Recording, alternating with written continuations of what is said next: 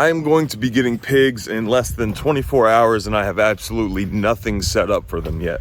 Today we're going to change that and I'm going to show you how easy and simple it is to actually get a pig pen, mobile pig pen, set up and ready for your new feeder pigs. Now they're going to start just downhill of part of the food forest, also downhill of this main swale right here, and on the end of this other swale on the other side of that chicken tractor right there. This is the area that they're going to start on first, and it's the basically the fenced in line, and it has these goat or welded wire. Yeah, has this welded wire fence all the way around this perimeter right here, and they're going to start in basically this corner of it. Now they're still little, so they're not going to make too much of an impact, but they're definitely going to help clear up this area. And this is going to be their first paddock, which there's a gate right there. There's access on that side. The driveway's over there, so it's not going to be hard to actually get the pigs over in this area and get them to start clearing some of this overgrown brush. And to start with, I actually won't be using any hog paneling or anything like that from Premier One. I'm going to be using this movable electric chicken net from Premier One.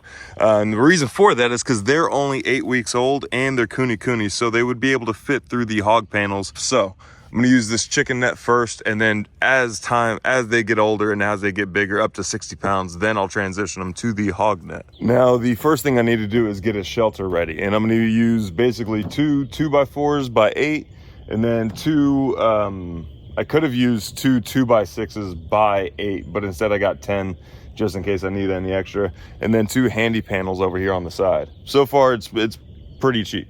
Oh, and also a tarp. I'm going to be cutting these 2x4 sections, 2x4 pieces into 5-foot sections. And I'm going to be cutting these 2x6 pieces into 8-foot, 4-inch sections. And the reason for that is because the handy panel is not actually 4 feet tall. It's actually 4 feet 2 inches tall. I'm gonna have 2 of them side by side, so I need 8 feet 4 inches.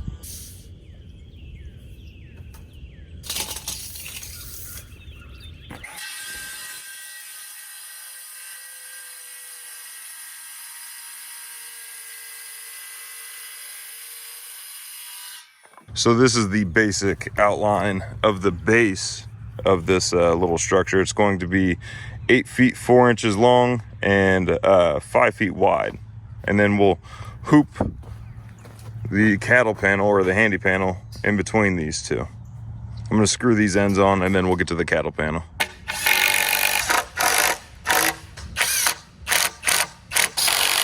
Now that the frame is built, it's time to staple this hardware, or this handy panel. We're going to staple it using fence staples to the side of this frame right here. I think I need to rotate the frame around because I had it backwards, but yeah, that's what we're going to do next.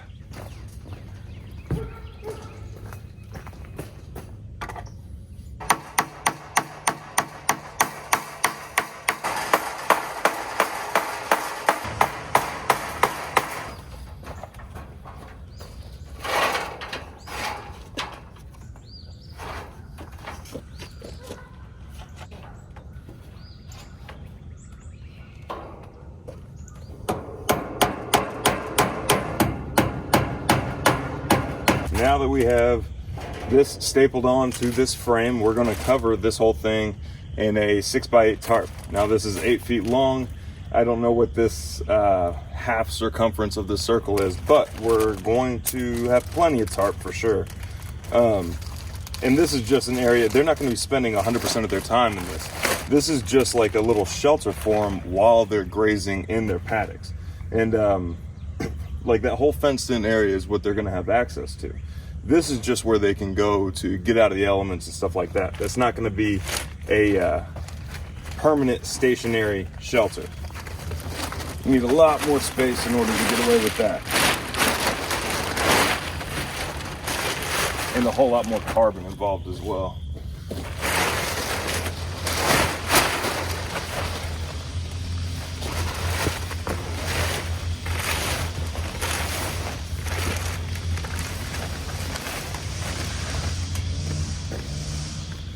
There we go, just gonna even it up a little bit. And now I'm gonna hit it with some zip ties.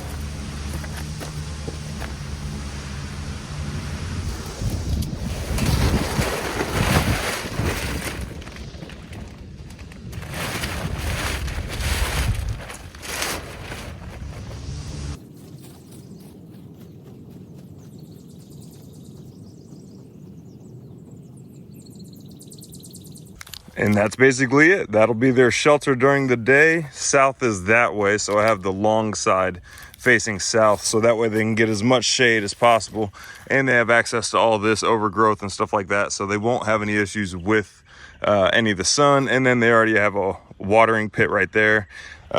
This guy right here will be for the water. This guy right here will be for the biochar that I made in a previous video. Go ahead and check that out. But honestly, they'll probably drink most of their water right from this pit right here. I mean, it's pretty fresh rainfall. It just rained last night, but yeah. Now, pigs, once they hit 60 pounds, are pretty much predator proof.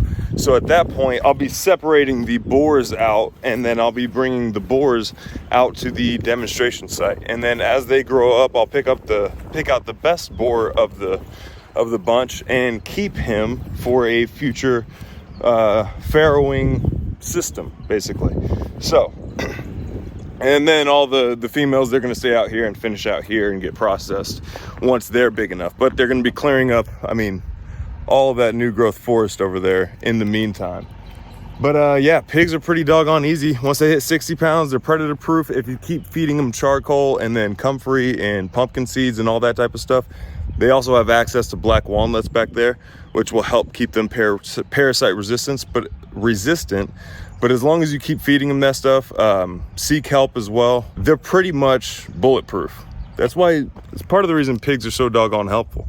But yeah, so the next step is just fill the spot with pigs. So if you guys have any questions or comments or anything like that, leave them down below. If you need consultations, the links are down below as well.